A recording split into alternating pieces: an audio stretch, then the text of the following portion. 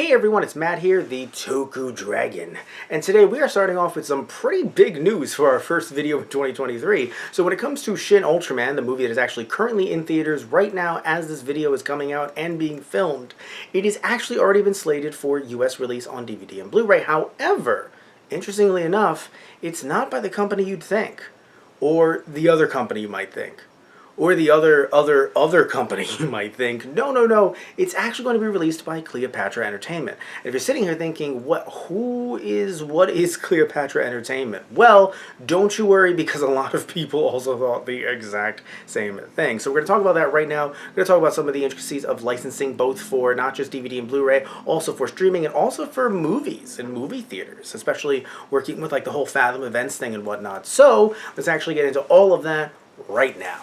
So first things first, let's actually start with the movie theater part of this, because of the fact that, well, it's currently happening right now. So you might be wondering, wait, hold up, is Cleopatra Entertainment working with Tsuburaya right now when it comes to the theatrical release? Well, no, because of the fact that the company that currently is licensing the film in the US is actually a company known as The Exchange, which I will be talking about them a little bit later in the video. But when it comes to ownership, I do understand why people would be confused, because Crunchyroll's name is kind of just floating around the poster and whatnot, so it does make you think, especially when you see it in articles, that they are currently the ones that have the license in some way or another. And Crunchyroll is also the one doing the dub, but interestingly enough, that doesn't mean that they own the rights to the dub. Now, it is 2023, so it's probably in the contract that they do own the rights somewhat, so interestingly enough, if the dub is too expensive in some way or another to license, if that is in the contract, Cleopatra Entertainment could just not be using the dub at all, interestingly enough. I hope that doesn't become like lost media or something like that, but at the same time though, yes, there could be a situation where the dub just doesn't end up being used. Really hoping that's not the case. In some cases, especially in, when it comes to like older anime, although again that could vary as well depending on the region and whatnot, the actual dub is actually either partially or completely owned by the company that that holds the license to the work in the country of origin.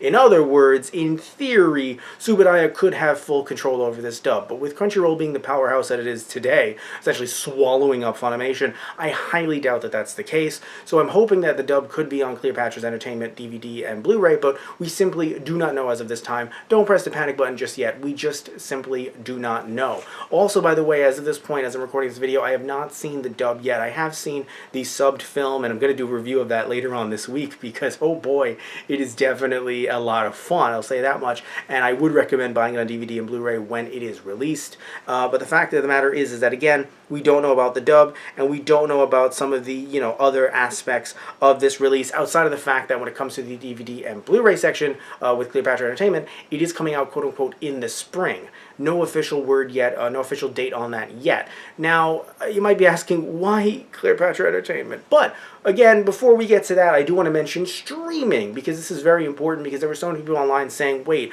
so does that mean that Cleopatra has the rights to stream it or something? Or does that mean that Mill Creek or any other company can't get the rights to stream it? And that simply is not true. Now, yes, when you have powerhouses like Netflix, like Disney, like Amazon coming in and essentially paying for the rights to either stream a show, or they put money into the budget and whatnot to say that it's a quote-unquote original of theirs, even though it really isn't in a way. So while they could do that, and they do that, still, when you look at the sheer amount of stuff that's released across just a sheer amount of entertainment that's out there, right? There's a lot more stuff that isn't a quote-unquote original than is, I would argue. Yes, again, they try to slap some on, whatnot, and etc., but still, there's more stuff that isn't than is. So, when it comes to something like this, it's not going to be a Cleopatra Entertainment original or anything like that. It can still make its way, make its rounds to anyone who wants to buy the rights to it. And you look at the fact that Netflix is currently putting money into the Ultraman anime, there's a very good chance that they might want to stream this. Also, Amazon Prime is not in any way scared of Toku being on their service. So, just because of the fact that this is currently licensed by Cleopatra Entertainment, also, by the way, the license could eventually go away. Remember that licensing deals do come up. We don't know how long this one will be. Standard could be, let's say, the old standard could be 6 years. This is working off of, old data based on like anime from back in the day. Could very much change in the new streaming era and whatnot, but still doesn't mean that they're going to have this license forever. right? They could easily lose it. Also, if they do end up filing for bankruptcy, they do lose the rights to the license. That's happened before, usually with anime, but still it has and does happen. So, not saying I want them to go bankrupt or anything. I'm just saying that, this isn't just quote-unquote stuck with them forever. And sure, yes, it's not with Mill Creek, but in my opinion, it's very good to be able to diversify with stuff like this, especially because, and this might be a little bit of a hot take, but from what I've seen, I haven't seen every single Mill Creek set. If I had, you'd see reviews on this very channel, but from what I've seen and from what I've heard, their releases could be hit or miss. Now, usually that's because of the time frame that they've been released in. I'm sure with a movie like this, especially if they're using the subtitled version that's out in theaters, I have to say it's a very good subtitled version. So if they use that version, then I would say that, they could, in theory, be okay. But still, you never know what could happen. So in my opinion, having other companies vying for these rights is much, much better than having one company, any company, by the way. It could be your favorite company,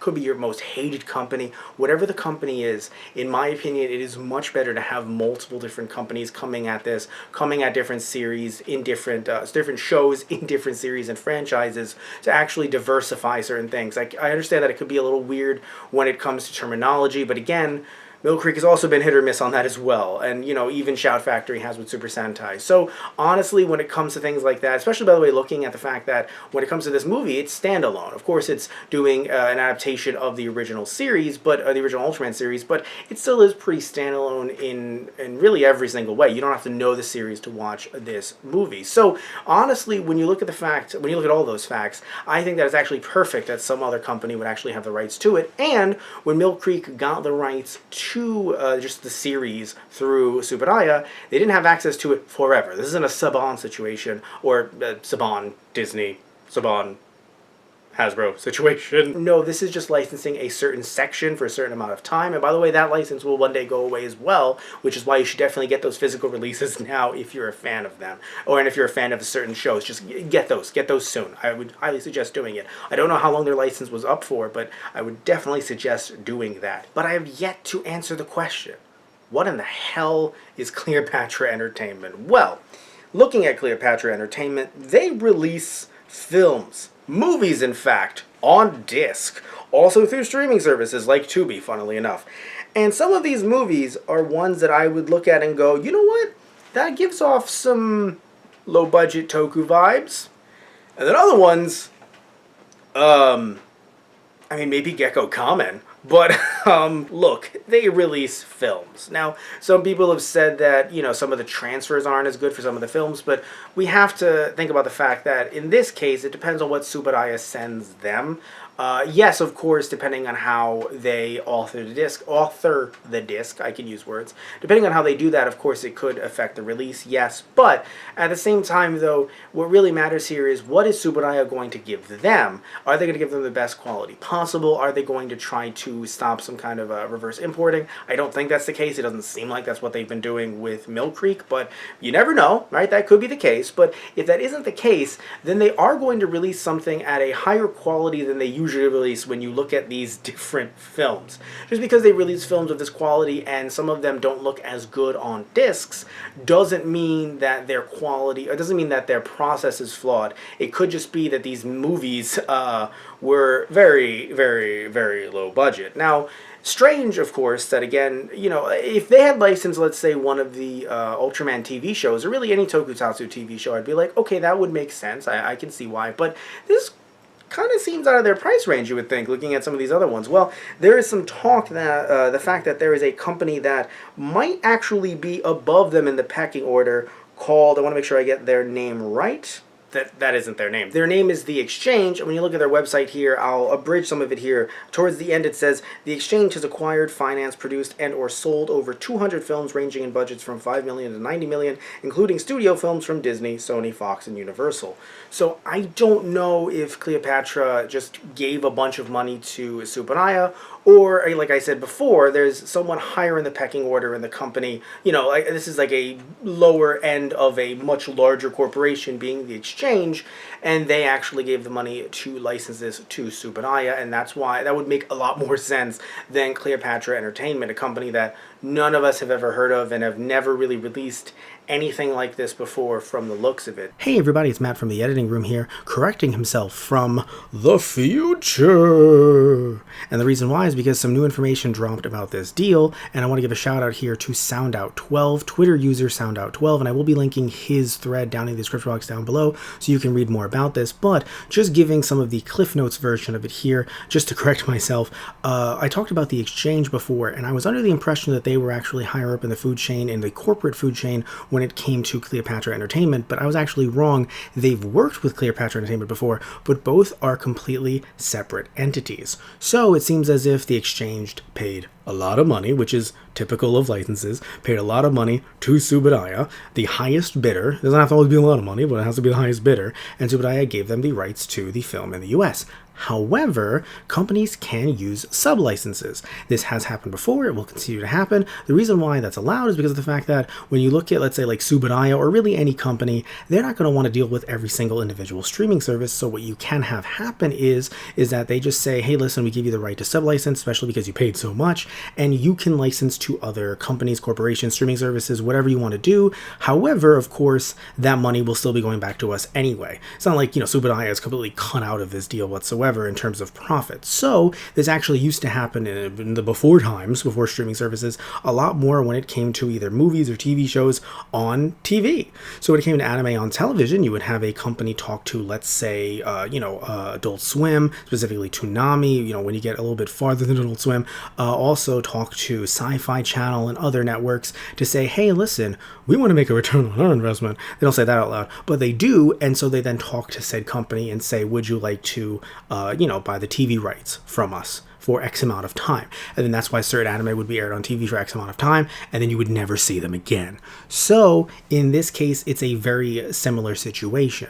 So again, the two groups are separate. However, that does not change the fact that when talking about Cleopatra Entertainment, something that I was a little confused about before was while they do distribute DVD and Blu-rays on their website, they aren't the ones who make them. It seems as if the ones who make those DVDs and Blu-rays actually makes the physical discs. I don't know about authoring, but makes the physical discs. A company that they partner with called MVD Entertainment Group. Now, according to SoundOut12, this person has had actually a good experience with them when it came to the Swamp Thing Blu-ray. The Return of the Swamp King, The Return of Swamp Thing. I have never seen this film, never got the Blu-ray. No idea if it's good or not. Just going on what he said here in his personal experience and him hoping that they actually get the rights to said Blu-ray. Or get the right to do that. If Cleopatra Entertainment works with them on Shin Ultraman. Hopefully that is the case, because I would really like this release to go well. So, either way though, let's jump back to Past Me. Ooh, time travel. But what matters is that this is coming out in the US, and I'm really happy to see it. And look, if this is a botched release or something like that, again, there will be another chance, somewhat. I mean, license rescues can get a little bit dicey and not the best, but I will say, though, that when it comes to Subudaya, with how hard they're trying to push Ultraman in the US, I do think that if there's something that goes wrong here, and they really want to push this again, they will. And they will look at another company, maybe like Crunchyroll or something like that, if something goes horrifically wrong with this release, which I'm not saying it will. All right, I'm rooting for you, Cleopatra Entertainment. I'm just saying that in the off chance that it does, you can clearly see here that Subudaya is trying very, very hard to get Ultraman in the US, and I think that will push this through even with the worst case scenario. So, tell me what you think down below. Are you interested in this? Are you not interested in this? After seeing Cleopatra Entertainment, does that make you less interested in watching this? Have you seen Shin Ultraman in theaters? If you have, don't spoil it, but tell me what you thought down below, because I would love to hear it, because I definitely recommend this to anyone out there who's a fan of Ultraman, and anyone out there who's not a fan of Ultraman, I would also recommend it to you as well. Again, I'll get into it more when we do a separate review on both the subbed and the dubbed version later on this week, but I do recommend it nonetheless, and I'm actually very hyped for this, and I'm happy to see that this license isn't just going to be stuck with the same few companies that have kind of risen up. Although Mill Creek, I will admit, I'm not saying that they're not a larger company, but I don't really see them doing too much, even though I know that they have done a lot more low budget stuff. I don't really see them do that much outside of, personally I haven't seen them do much outside of Ultraman, but obviously Shout Factory is a huge company, Crunchyroll is a huge company, Funimation was a huge company. So when you look at all these huge kind of titans out there, it's really cool to see a company release something that I just don't know about. Like, it's kind of exciting, and I understand why it might worry you, but for me, it's pretty exciting. So thank you all for watching, and if you liked the video, please remember to like and subscribe, and if you don't like the video, as always, you can still remember to like and subscribe. So, love y'all, take care, and tune in next time. I'll see ya!